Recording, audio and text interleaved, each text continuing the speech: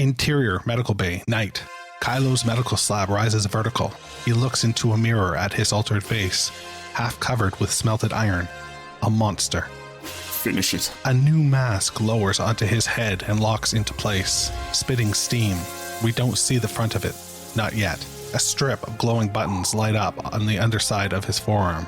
The med droid presses a code. The helmet beeps. Breathe.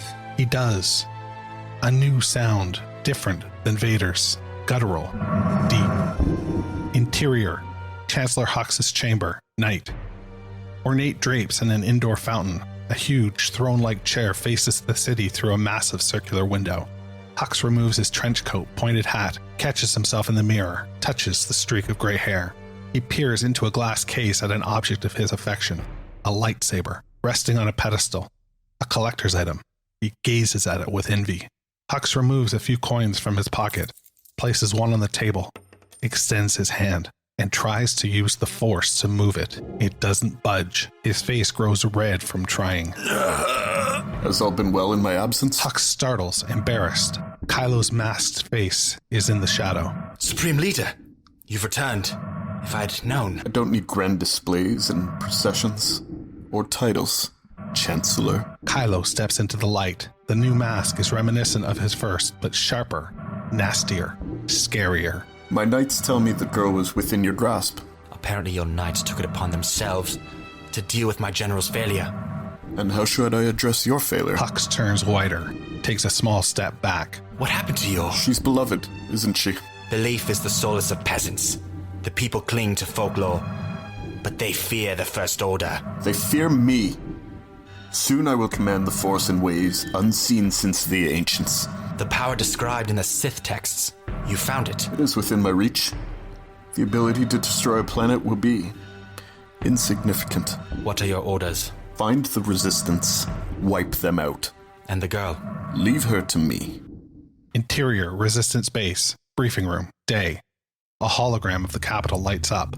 Poe stands before the Resistance leadership. Leia nearby. As you know, the First Order has silenced communication between all neighboring systems. The source of the blockade is a transmission jammer deep in the First Order capital on Coruscant, here. The capital hologram blinks, zooms, a cube within.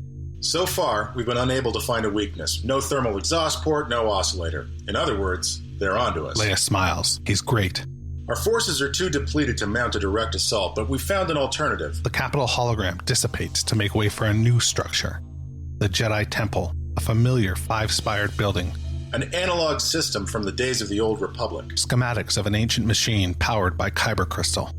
A small team will activate the beacon and summon the galaxy to war. The hologram demonstrates.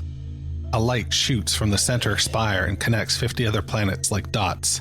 When they succeed, the rest of us will be ready. Ben steps forward, eyes alive. I'll lead the team, General. I'll lead the team, General, but I'll let him think he's doing it. Leia eyes Rey, sensing her conflict. Rey? They're looking for me. It's dangerous enough as it is. I can't go with you. Poe's smile fades. Leia doesn't press it, reading the room. Prepare to evacuate. We'll reconvene at the rendezvous point. On R2-D2 and C-3PO. R2 beeps. Coruscant.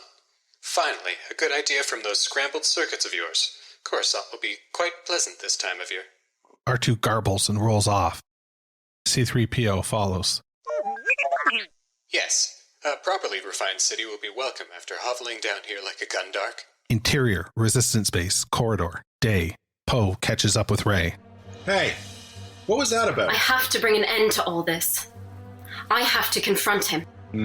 You're just gonna confront him. Who talks like that? Jedi do. I'm new to this. Okay, I'm going with you. No. I have to go alone. Is that in your book too? Where is this confrontation going to happen? Mortis, in the unknown regions. Mortis is a myth. It isn't. I saw it. Oh, you saw it. And how do you plan on finding it? Rey hesitates, unsure. I'll figure it out. She walks away. Poe follows, determined. Hey, look. I know you think I'm wasted air on any mission, Master Jedi. Please stop calling me that. But the thing is, I know someone who can find the system you're looking for. If it's one of your Flight Academy friends, I swear. It's not one of those guys. But those guys are great. Because they are unreliable at best, and I'm being nice. She's a navigator, lives on Bonadan, Force-sensitive, like you. Not exactly like you. Spice diggers used to pay her to find deposits on asteroids. Do you trust her? She's a little off, but if this place exists, she can find it. Ray softens. Poe is standing closer than he's ever been. Hey, I get it. No attachments, Jedi path. I've read that story too, but I'm just saying you don't have to do this alone. On Leia. Through layers of pilots, she notices Ray and Poe in the corridor, recognizes the romantic tension. Her knowing look quickly turns to concern. On Poe and Rose. Finn tightens a bolt on the grappling cannon. A loud clank startles him. He closes his eyes, left hand shaking. Hey, it's okay. Finn's past has followed him for years. Memories of friends kidnapped and conditioned to serve. One of the stormtroopers on plot. I knew him. Trained together when we were kids. Looked so scared. Remember that feeling? I don't think that feeling ever goes away. Can't let any more of them end up like me. It has to stop. Rose puts a calming hand on his. He breathes easier. That's what we're fighting for. Interior, Kylo Ren's chamber, night. Kylo gazes down at Darth Vader's burned mask, speaking once more to the grandfather he never knew. I understand you now. Your weakness, your pain. You allowed love to cloud your judgment. I will succeed where you failed. He grips Vader's mask and exits onto his balcony. 1,000 feet up, a layer of clouds below, stars above. Kylo holds Vader's mask out over the edge and lets it go. It plunges below the clouds and shatters. Interior, TIE silencer, night. Kylo Ren lowers into the cockpit. His drone, VX-20, settles into the data dock over his right shoulder. Set a course for Remnicor. VX-20 beeps in affirmative. Interior, war room, night. Hux watches Kylo's TIE silencer fly into the starfield above. Goodbye, Ren. Commander Selleck approaches. Sir, one of our probes picked up the droid signal. We found them. Ready my ship.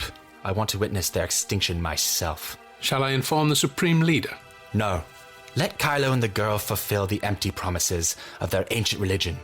In the end, they'll destroy each other, as Jedi and Sith always have. Then we will rise, strong, decisive, ready to bring true order to the galaxy. Commander Selleck eyes Hux, unnerved by him. Prepare the attack. Exterior, Resistance base, spacecraft hangar, day. Buzzing energy as the Resistance evacuates the base. Poe and Chewbacca load up the Millennium Falcon. Because I'm not sending her out there alone, that's why. Will you trust me? Nearby, Rose and Finn load up the Phantom Hawk, her junky but reliable ship pieced together from parts. Rose has the hood open, tinkering with the innards. This is a Corellian hyperdrive. R2, do we have a key code for this? R2-D2 projects a hologram of key codes. Finds a match. This is every hyperdrive key in the old Imperial fleet. They still use these. R2, where did you get this? R2-D2 beeps. I told you to erase the data from Bespin's central computer. You don't know where it's been. Finn looks past the droids to Rey, loading up the Falcon with Poe and Chewie. He approaches her. Guess this is goodbye. Don't say that. I'm a long way since Jakku. So have you. They trust you. They should. Finn and Rey hug. They say nothing, but it means everything. Poe appears, BB-8 rolling alongside him. We should get out of here before... Finn pulls Poe in strongly and hugs him. Take care of him. I will. Finn swallows his emotion and forces himself away to the Phantom Hawk where Rose sweats under the engine bay. No, hop aboard. Relax. I'll handle all of this work. Rey watches Finn board the ship. Nothing but love for her friend. Beyond the Phantom Hawk, Leia approaches. Leia. Hi. You don't have to say it. Right. Force sensitive. I can save your son. I believed that once. Like you. There's good in him. There's good in all of us. But the boy I knew is gone. Rey, be careful. Master Luke trained me well. Some things you can't train for. Rey follows Leia's eyes to Poe, caught staring at her just as Chewbacca tosses him a wrench. I don't... What? Come on. I know how complicated this is. I can't. There are rules. Jedi rules. Written by who? Some old man 1,000 years before you were born? Leia speaks to Rey like her own daughter. My whole life, I heard one word. Balance. I never really understood what it meant until the first time I saw you. I heard that word again, like it was whispered to me. Balance. Leia takes her hand, intimate, close. You're not like my father or my brother. You're new. Whatever happens, remember, the Force chose you, Rey. Your story isn't written by anyone else. Boom. A massive blast shakes the mountain. Dust crumbles. Alarms blare. Massive blips on the radar screens. Resurgent-class Star Destroyer detected. We're taking fire. Exterior, space, Korolev orbit. The finalizer bears down on the planet while 2 other First Order starships arrive from lightspeed, flanking it. Interior, finalizer, destroyer, bridge, day. Hux looks out at the glowing planet beyond. Decimate any ship leaving the planet. Charge the primary weapon. Boom. Alarm lights flash. Pilots run for their ships. Emergency evac. All personnel and craft to rendezvous point Crimson. Resistance guards surround Leia. Route all unarmored transports to the Eclipse. It's our only way out. Leia locks eyes with Rey as she goes. Rey, we have to go. Rey! Rey races up the Falcon ramp. Poe yells to Finn. Go! Get out of here! Finn and Rose hurry into the Phantom Hawk. Transports and fighters fly out of the hangar toward the waiting Eclipse, hidden in a deep canyon. Interior, Millennium Falcon, cockpit, day. Rey and Poe instinctively spin into the pilot seats. Chewie doesn't like it. He roars. I